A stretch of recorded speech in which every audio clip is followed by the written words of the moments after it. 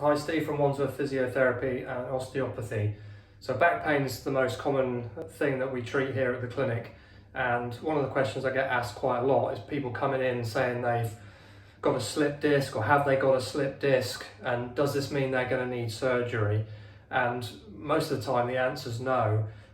Slip disc is a bit of an erroneous term. The disc is not like a hockey puck that slips out and can be popped back in by anybody. So the disc has got two different parts to it. There's a central sort of gelatinous ball bearing surrounded by ligament tissue, and over time, perhaps as we age, the disc can flatten, the gelatin ball bearing can sort of seep out the back, and you can get a bulge of the ligament type tissue out the back, and that's classically termed a slip disc, a degenerative disc. Now we know that these things happen. In some people they don't cause pain, in other people they do cause pain. So if the nucleus is escaped out of the back of the disc and it's in that area around where the nerve is, there's a chemical irritation of the nerve, and that will be very, very acutely painful in the back and also down the leg.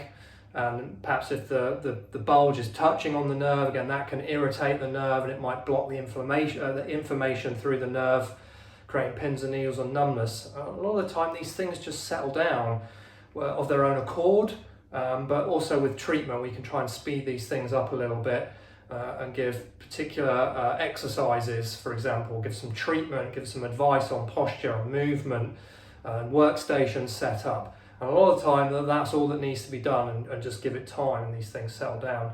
Sometimes if that's not helping, then a steroid injection into the area can be very useful, because the steroid is an anti-inflammatory and it can then just calm the area down.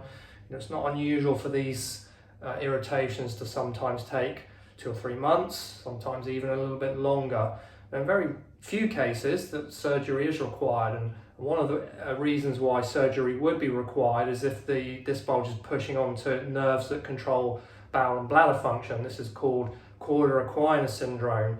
And we look out for this. Your doctor, your physio, your osteopath, they'll all ask you the same questions. If you've had any change in your bowel or bladder function, if you've lost any sensation around the genitals or back passage, if you've lost your sexual function, if any of those things have come into light with back pain, then we'll be a bit more concerned, and we'd probably send you off to get reviewed at A&E. It can be time critical to get these things checked and cleared so that you don't suffer any long-term consequences.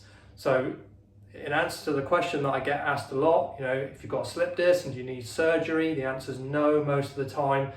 Come and see an expert, get assessed, get the right advice and treatment and exercises, and most of the time these things can settle down.